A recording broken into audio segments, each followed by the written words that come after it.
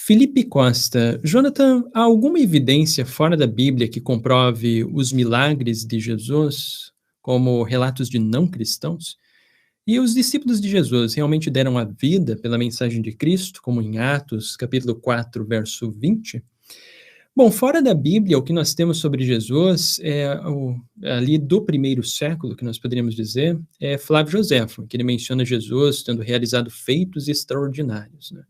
Que existe ainda um debate se isso seria uma palavra realmente do próprio Joséfo, ou seria um acréscimo posterior, mas digamos que isso ali fosse realmente de Joséfo, e Jesus ter realizado feitos extraordinários, isso poderia ser uma evidência externa ao Novo Testamento de que as pessoas que viam Jesus e que transmitiam tradições sobre ele entendiam que ele realmente fez feitos extraordinários. Mas isso não significa que Jesus tenha, o Jesus histórico, né, que ele tenha realizado milagres reais. Era a forma que as pessoas interpretavam isso no passado.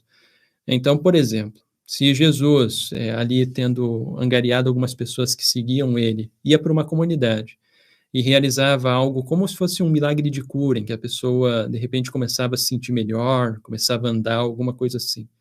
Isso pode ser algo muito parecido com o que hoje acontece até mesmo em muitas igrejas do meio evangélico, em que nós também temos ali relatos de um pastor que realizou curas, milagres, mas não significa necessariamente que aquele pastor está fazendo um milagre de fato. Muitas vezes é um efeito placebo que a pessoa tem, porque ela atribui a consciência, a mente dela, atribui que essa pessoa tem algum poder maior e a mente dela faz com que ela pare de sentir dor ou que ela comece a ver coisas que talvez ela não via antes, coisas assim, e não propriamente que a pessoa tenha um poder, assim como Jesus histórico, né? Então, seria isso, se fosse uma fonte externa ao Novo Testamento, o que era Flávio Joséfo. Agora, também, o que dá para acrescentar nesse sentido é em relação a feitos extraordinários de Jesus, como, por exemplo, transformar água em vinho, então, andar sobre as águas, ou alguma coisa assim. Isso muito provavelmente não são coisas que realmente aconteceram. O mais provável é que isso tenha sido uma tradição que foi transmitida ali pelos primeiros cristãos, gradualmente foi ampliada por eles e depois colocada por escrito. Porque uma forma que nós temos ali, por exemplo, sobre transformar água em vinho é algo particular do Evangelho de João. Nós não encontramos em mais nenhum dos evangelhos sinóticos. O Evangelho de João ele foi escrito ali por volta dos inícios do século II. Então, nós estamos ali entre o ano 100, 120, alguns historiadores até colocam um pouco mais à frente, até ali metade do século II. Mas a maior parte dos acadêmicos de artigos que eu já observei preferem a data entre 100 e 120. Mesmo se a gente pegar essa data, que é um pouco mais recente, nós estamos diante de um documento que foi escrito cerca de 90 anos depois que Jesus já tinha morrido.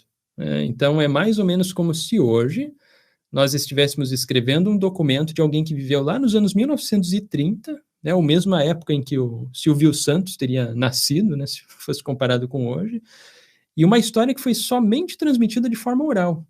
E cada pessoa que fosse transmitido para outra, só de forma oral, sem colocar por escrito, aumentava um pouco, modificava um pouco essa história, essas coisas assim. Então, tudo isso acabou fazendo com que a história de Jesus tivesse essa diferença, esse acréscimo, essa parte fictícia nela, né? Então, tem isso também que a gente deve ter atenção. E a segunda parte aqui da pergunta do Felipe Costa. E os discípulos de Jesus realmente deram a vida pela mensagem de Cristo, como em Atos, capítulo 4, verso 20? Como eu mencionei no vídeo, acho que de 2 semanas atrás, ou 3, sobre a morte dos discípulos de Jesus, a primeira coisa é que nós não podemos saber se eles realmente deram a vida pela mensagem, porque nós não sabemos como eles morreram, né? Nós sabemos que todos os discípulos de Jesus realmente morreram, mas em que circunstâncias isso aconteceu, não tem como saber. Porque todos os documentos que mencionam sobre a morte dele, seja a morte de Pedro, ali de cabeça para baixo, a morte de Paulo sendo decapitado, todos eles são provenientes de fontes que são 100 anos, no mínimo, depois da morte deles. Então, são fontes já que contêm várias coisas que foram acrescentadas, foram modificadas, são fictícias, né? Então, nós não sabemos exatamente como que eles morreram. E dizer, então, que eles deram a vida pela mensagem de Jesus Cristo, historicamente pode não ser isso. Porque nada impede que alguns dos discípulos de Jesus, depois da morte dele, tenham se decepcionado com a mensagem que Jesus estava apresentando e tenham voltado para a região da Galileia e tenham vivido com as suas famílias lá. É uma hipótese bastante plausível do que pode ter acontecido com alguns deles. E não que todos eles começaram a ser cristãos. Tanto é que as cartas autênticas do apóstolo Paulo mencionam basicamente 3, que são os pilares. Nós tínhamos ali João, Pedro e Tiago. E cadê os outros 9 apóstolos? Ele não tem menção ali. Então, nós realmente não sabemos se eles deram a vida pela mensagem de Jesus. Mesma coisa, muitos cristãos, às vezes, que argumentam que a mensagem do cristianismo teria que necessariamente ser verdadeira, ou que Jesus teria realmente que ter ressuscitado dos mortos, porque os discípulos morreram por essa mensagem. Um primeiro problema com esse argumento é que nós não sabemos se eles morreram por essa mensagem, porque todas essas fontes são muito posteriores. E uma segunda questão também em relação a esse argumento é que as pessoas podem morrer por mensagens que não são necessariamente verdadeiras. Nós temos hoje muitas pessoas que se dedicam a uma causa política que não é necessariamente verdadeira e dão a vida por aquilo.